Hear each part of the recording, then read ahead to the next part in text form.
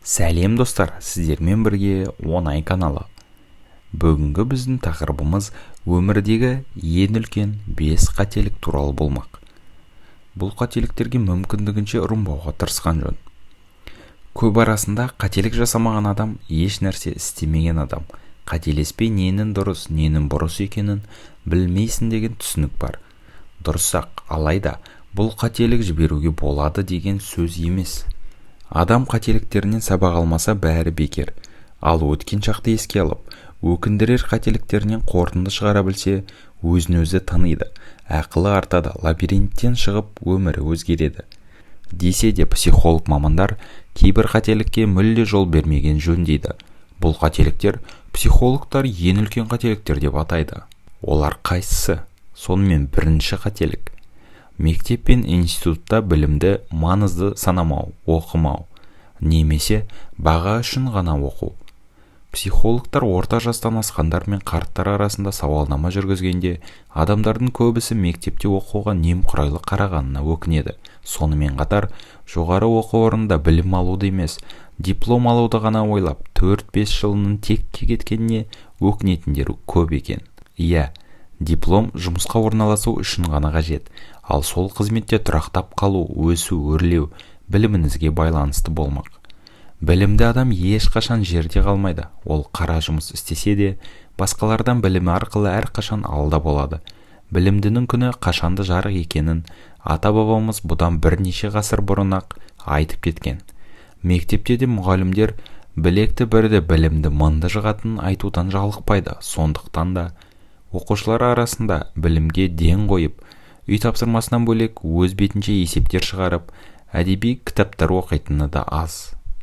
Мектептегі 11 жылда, жоғары оқу орнындағы 4-5 жылда қажетті білімді алып, бірнеше шет тілін үйренуге әбден болады. Ал одан кейін тұрмыстық өмір басталады да, оқу үйренуге уақыт тапшы болады. Оның үстіне жастық шақта алған білімнің орны бөлек. Бұны даналар жас кезде алған білім тасқа жазғанмен тең, егде жаста алған білім мұзға жазғанмен бірдей деп ескертіп те кеткен екен. Олай болса, ең үлкен қателікке жол бермеңіз. Көп адам сияқты ертең өкінбес үшін жас кезде уақытыңызды бос әңгіме мен ырду-дырдуға арнағанша білім алып, тіл үйреніңіз. Екінші қателік. Пешенеге жазылғанды көреміз. Бұл ең үлкен қателіктердің екіншісі. Адамның көбісі мәселелермен, қиындықтармен күрескісі келмегенде тағдырға жаба салады. Олар бір ғажайыптың орын алатын күтумен немесе әлдекім келіп, өмірін өзгертіп беретініне сенумен қалай қартайғанын аңғармай қалады. Бұл қателікке Құдай бір жар қарыз дегенде кіреді. Тағдырға жазылған адам өзі іздеп келетіндей күтіп жүре береді. Ал психологтар өмірдің келесі кезеңіне өту үшін әрекет ету қажет дейді. Яғни қиындықпен күресу, мәселені шешу әрекеті. Осындай әрекеттер арқылы сіз үнемі өсіп, алға жылжып отырасыз.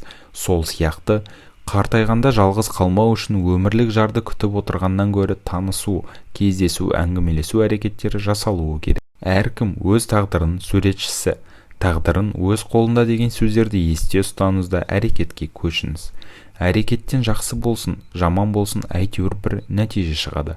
Ал құр қарап отырғаннан еш нәрсе өзгермейді. Үшінші қателік. Әріптестермен, достармен жеке өмірдегі мәселелерді, ерлі-зайыптылар арасындағы қарым-қатынасты талқылау. Шын ниетпен жаны ашып, сөз жәрдемін беретіндер кем-дегем, ал мәселеңізді, кемшілігіңізді қару етіп қолданатындар, одан сайын жан жарасын тырнай түсетіндер де көп. Қысқаша айтқанда, бұдан пайда аз, ал зияны көп. Тіпті мәселеңіз ушығып, отбасылық өміріңіздің быт-шыты шығуы мүмкін. Сондықтан да отбасылық мәселеңізді айналаңыздағы адамдарға емес, арнайы мамандарға айтсаңыз, дұрыс шешімін табасыз.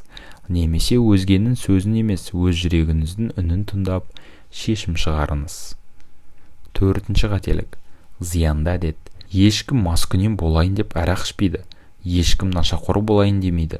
Бәрі де қызығушылықтан басталады. Жас кезде дәмін татқыңыз келген шығар. Бұл қалыпты жағдай.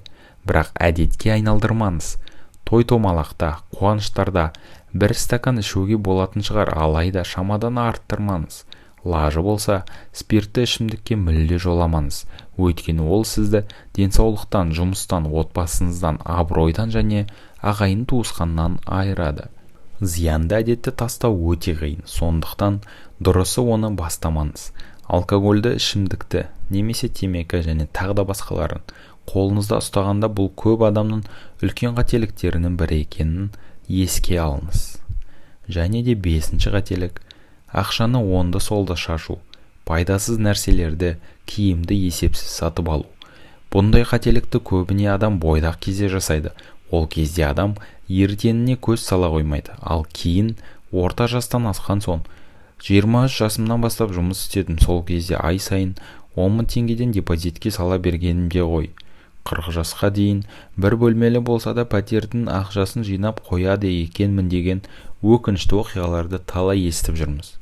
Ақшаңыздың бір бөлігін жинаңыз. Мәрт болу, дос-жаранның кафедегі дастарханын төлей салу, әлдекімге қайтарымсыз қарыз бере салу қателік емес. Ал бірақ та 40 жасқа дейін баспаналы болмау бұл қателік деуге де болады. Осымен достар, сіздермен болған оңай каналы. Келесі кездескенше достар.